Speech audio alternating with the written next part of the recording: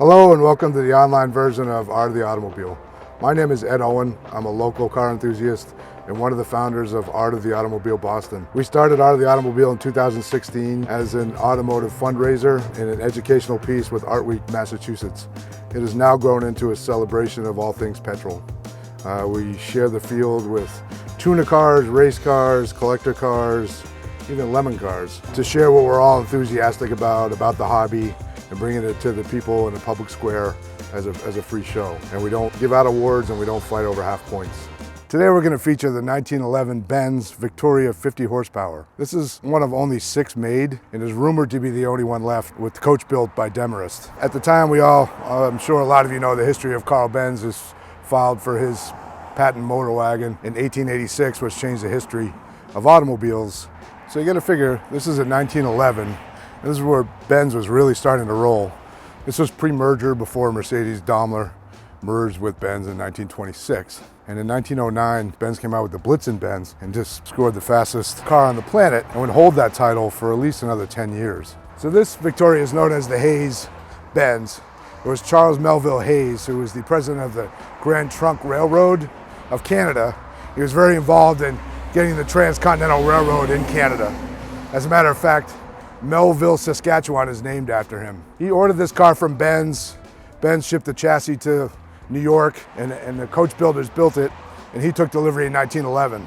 Unfortunately for him, he had business in London in 1912, and his good friend who owned the White Star Lines invited him to take his brand new trip on his brand new ship back to the States, and that turned out to be the Titanic.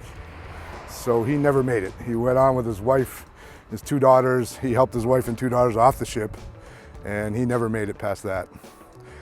So in the day, what would happen is typically if you passed away, you'd leave the car to your chauffeur, and that's exactly what happened here. He left it to his chauffeur, and the chauffeur kept it in his care till 1968 when he passed away.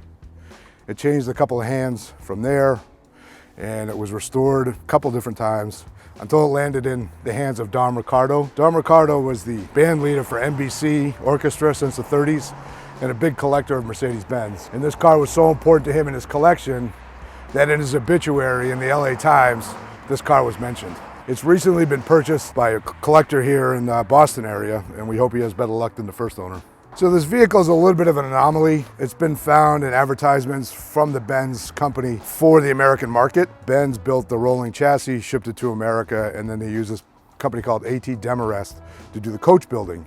A.T. Demarest was in New York City.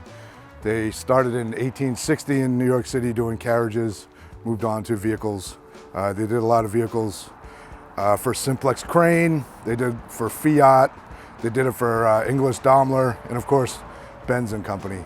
Now the difference on their work versus what you would see in Germany is the American coachwork is just more opulent than you would find in the kind of traditional practical German term. Demarest was known for the quality of construction. And as far as we know, there are only two known Demarest bodies to still exist. Of course, there still could be more out there.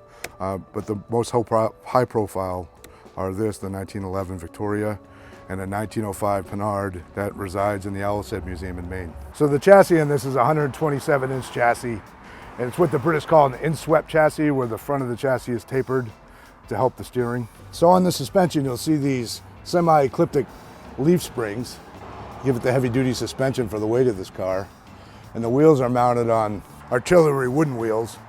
But you'll start to see the evolution of the car at this point. It went from a horseless carriage where the motor was in the back and it pushed it along, into the further development of the car where the engine's in the front, and a little more balance and a little more growing into an automobile. Now while we're up there, you might want to take a look at this speedometer gear. Pretty intense. So the headlights of this time, these are acetylene gas headlights, and because this car was constructed here in the United States, these headlights are from Amesbury, Massachusetts, by a company called Gray and Davis. And of course, for everybody's safety, it's always fun to run around with an acetylene tank for your headlights. So what we see here is a 4-cylinder, 7-liter, believe it or not. It's a T formation. It's got dual camshafts, one on the intake side, one on the exhaust side. You see the exposed valves and a dual ignition system with the Bosch magneto ignition system. What I always find interesting is the way that you adjust the belt. This tightens the belt. One of the other features of the 50 horsepower versus the 60 horsepower which they were selling in Europe was the carburetor. They're using a Stromberg carburetor, just like Rolls-Royce was, or a lot of the ones in Germany were using the Zenith. And it's certainly been a challenge to learn the transmission, as all the operation is out here on the outside, but it's been fun to learn. Now, customary for the time as well is that the covering, much like old wagons, that the covering was for the passenger and not for the driver. So you lock one and then lock the second one. Yeah, that's the one. So as you can see, this is a chauffeur-driven car, so all the comforts and the protection are for the owners and not for the chauffeur. So in the brass era, what you really see is the old big gauges, but believe it or not, the one on the right is a clock, which is fairly rare for the times on these cars. And you'll see a little sight glass with the brake fluid up there. And then of course, on all starting these things, you have to set the timing as you go. So consider this, when it rolled out of the plant on Broadway and 57th in New York City, it was a cost of a little under $10,000, which today would buy you probably a little nicer beater. But back in the day, if you average out the money, it's worth about $270,000 in today's dollars. Just to give you a frame of reference for the time, when Henry Ford was rolling out his Model Ts and trying to get everybody to own a car and his employees own a car, you could buy a fully complete Model T for $900.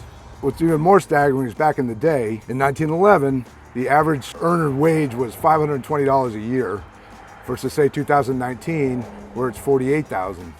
So if you average the cost, say $270 is a supercar these days, it would cost 5.5 years of earnings.